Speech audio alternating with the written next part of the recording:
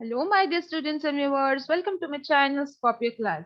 In this video, we are going to discuss a class 8 chapter, The Modern Millionaire. This is part 1 of this chapter, and it's a suggestion for you all and an advice to watch the video to the end and do not miss any part of it, as it's going to be very helpful for you all and you're going to understand the whole chapter very easily.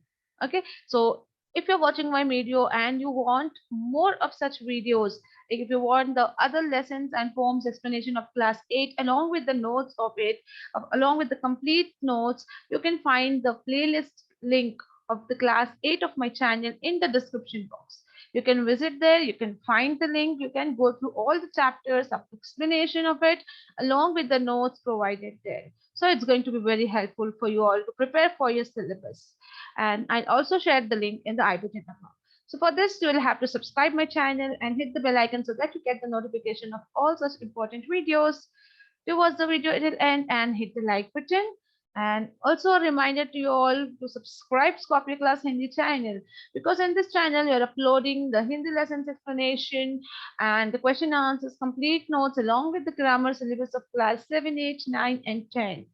So this channel is also going to be very useful for you all with all the informative videos. So to get the link, you have to visit the description box again, find the link, subscribe to the channel and also share it with your friends. I'll also share the link of this channel in the I button above so you can go directly from here.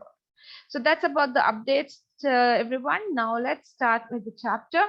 So this chapter is a very interesting chapter. Here we can see the different parts or sections of a particular character. So the character here is Yogi Erskine. We're talking about this character. Here we, in the first part, are going to see about his life, about his love life. Okay, so he has different stages in life. How is struggling towards his life? We are going to see that. So firstly, we'll see about his romantic and love life. Okay, so Hugi Erskine, he was a very good-looking young man, and he was liked by both men and women. That means everyone liked him because he was so good-looking and handsome. Apart from that, he also was very kind person. He never said any unkind or harsh words to anyone, but he was not very clever, and he had no money with him. He always kept his job changing and he tried many things. Okay, he did not stick to one job, but he had tried everything, different jobs he used to do, and he was not successful in any of it. At one time, he had worked on stock exchange. He lasted for 6 months. Then he changed his job. He started becoming a tea merchant. He started selling tea, but sooner he got tired of selling tea also. Again, he shifted to another job. He started selling the sherry. Now, sherry is a kind of wine. Okay, he started doing that job, but again he failed in that. And then at last, after trying so many jobs, he gave up, and he just decided that he will live his living with the 200 pounds a year, which was given to him by an old aunt. So some aunt was there who used to give him 200 pounds per year. So he decided, I will just do my living with that money and I'm not going to own anything because nothing is being successful with me because he has tried so many jobs. Now, he was in love with a girl called Laura Merton, who was the daughter of a retired colonel. Now, he liked a girl whose name was Laura Merton, and she was the daughter of retired colonel. Now, colonel is a person who's working in an army. He is having a good position.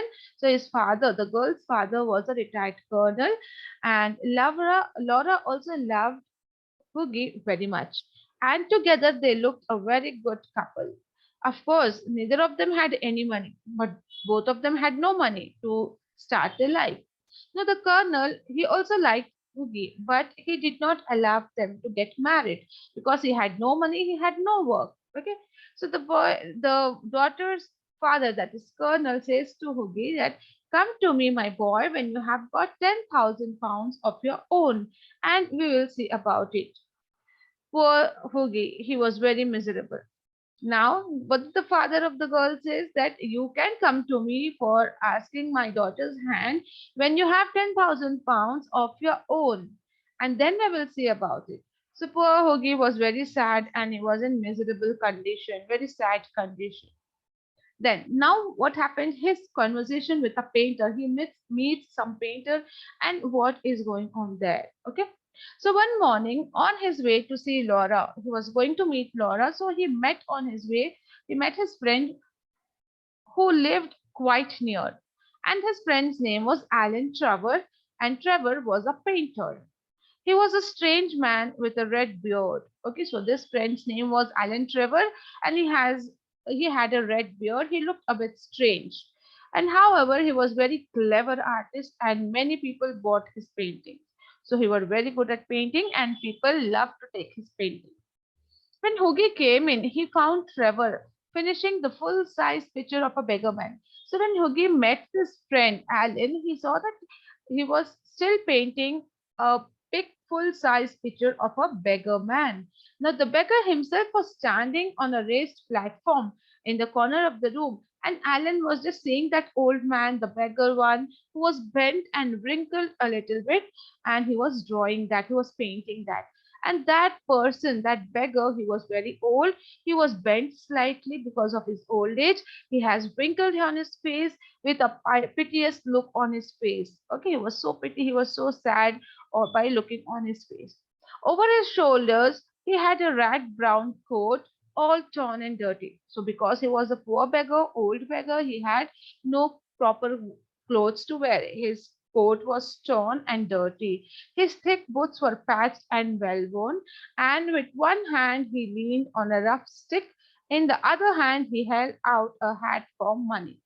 Okay, so he could see that the man was standing a bit bent, one hand on his stick, and the other hand he had a hat which he had raised to collect the money from the people. So in this position, the old beggar man was standing, and Alan was painting his picture.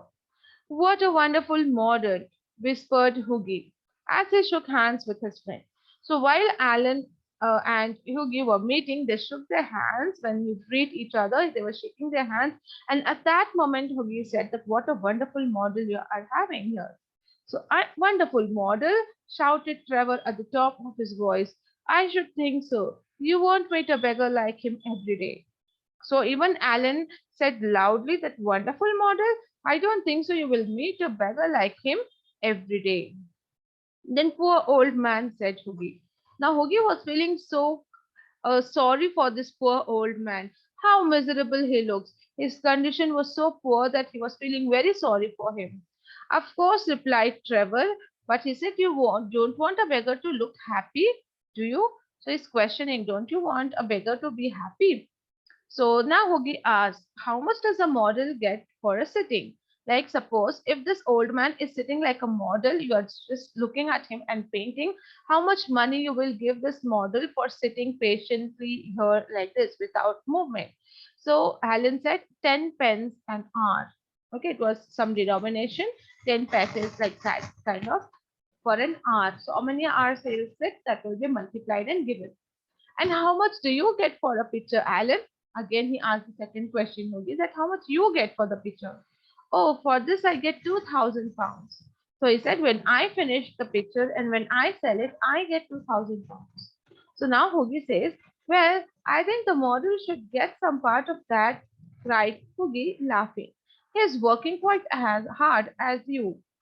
Now, Hugi was feeling very sorry for the model, so he says, see, you earn so much of money, you get 2,000 pounds. So I think a little bit of it should also be given to this old man or a model who is here, because even they are working as quite hard as you are doing, because you are looking and painting, but they have to stand continuously for hours without any movement. So you should give some part of your profit to them also.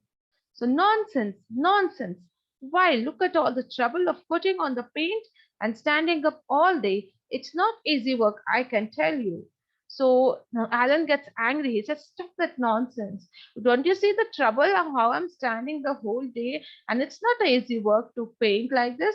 I tell you. Now he shouts at Hugi. He says, stop talking that. I'm very busy. Just put a cigarette in and just keep quiet. He says, smoke a cigarette and just keep quiet. Do not open your mouth and speak anything. It's disturbing me. So Alan says like this to Hugi. Now the model who was standing there, let us see what he says, what conversation he had. After some time, a servant came to tell Trevor that the frame maker wanted to speak to him. So there was a frame on which the paint had to be fit. So that frame person had come. So servant called Alan Trevor that some frame maker is waiting outside for you to meet. So he went there. Now while going, he says, Hoogie, don't go away. Wait until I come back in a moment. Now the old beggar man sat down there on a seat because he was tired. He thought, let the painter come back. Till then, I will take rest. So he sat, he looked so lonely and sad. And Hoogie was feeling very sorry for him when he was seeing at him. And he started looking in his pockets whether if he had some money, so could give it to that old beggar. And then he found a sovereign. Sovereign is a small gold coin. Okay, a little bit of gold coin he got. Poor man, he thought he needs it more than I do, so he walked across that old man and he just kept it, slipped the sovereign into the beggar's hand. He just placed that coin into the beggar's hand because he thought he needs more than me. Now the old man jumped and faint smile crossed his lips. Now old man was very happy after getting this coin and he had a smile on his face, on his lip. Thank you, sir, he said. Thank you. Now, by the time Alan Trevor had come back and Hoogie said, okay, goodbye, now I'm leaving. And he felt a little bit silly because what he had done, because he had given a small amount of money to that person. Though Hoogie had no money with him, but whatever he had, he was so kind hearted and he felt so sorry for that old beggar that he gave his money to him. Now that night he went to the Palette Club, a club, and there at 11 o'clock he found that Alan Trevor was having a drink by himself. So Hoogie goes to Alan. He says, "Well, Alan, did you finish that picture which you were doing?" And while he was lighting a cigarette, and at that time he was asking this question on in that club. He said, so Alan says, yes, I finished and framed it, my boy. And you might like to know that old model you saw likes you very much. And I had to tell him all about you, who you are, where you live, how much you earn, and what you are going to do in future. So now Alan says something important and more about that old man. He says to Hoogie that you know that old model you met yesterday, wherever in the morning when I was painting, he liked you very much. And he was asking so many details about you. He was asking who are you, where do you live, how much you earn, and what are you going to do in your future? What are your future plans? So he inquired so much about you. So, my dear Alan, cried Hoogie. He said, oh, my dear Alan, he asked so much about me. I shall probably find him at home waiting for me. So, like taking for fun, he said, maybe he is waiting at home for me because he is showing so much of interest. He's showing, asking so much about me. That means he's waiting eagerly for me at home. So, it was less, just like a joke, and he took for fun and he said this. But of course, you are only joking. So again, he says this sentence, but poor old thing, I wish I could do something for him. Still, Huge is feeling sorry for that old man because he did not take seriously all these things, what the questions he had asked, and his friend has shared him all the details about Huge. Now, Huge is still feeling sorry. He says, I think it's dreadful that anyone should be so miserable. He's feeling so sorry for his condition. How can he be so unhappy, so sad? He's thinking about him. And then Hugi says that I have got heaps of old clothes. I have many clothes at home. Do you think that he would like any of them? If I give it to the old man, would he take some of the clothes from that? Why his rags were falling off bits. I'm saying this because his rags, his coats were falling off bits. It was tearing in bits, small, small pieces, and it was falling down. He was so poor that he doesn't have a proper coat to wear also. Okay, so then, but he looked so wonderful in them, said Trevor. No, Trevor says, but whatever it is, whatever his clothes, torn clothes he was wearing, he looked so wonderful in them. I wouldn't paint him in a good suit for anything. However, I'll tell him of your offer. And now tell me, how is Laura? The old model was quite interested in her. Now again, then the Alan says, "Okay, he's so wonderful in that old dress, and I wouldn't paint him if he would have come in a good suit. But because he came in that dress, I started painting because he looked so wonderful in it." And then he asked other questions. Alan asked him that how about Laura? How is she? And even the old model was very quite interested in her. Means the beggar was also in asking many questions and details about Laura also. "You don't mean to say you talked to him about her too?" cried Hoogie. Now Hoogie was little bit angry because he did not wanted to share his love life with some strangers, but Alan had already said it to the old man. So then certainly I did. Alan says, "Yes, I did. I said him everything. He knows everything about you, about Colonel, about lovely Laura, and the 10,000 pounds that you want to collect so that you can get married to Laura. So all the details in story he knows about you. Because he asked me, he liked you so much, so I informed him everything. All details I have given him." So these many things was done. After this, what happens? Is he really the old beggar man, or what will the story take turn?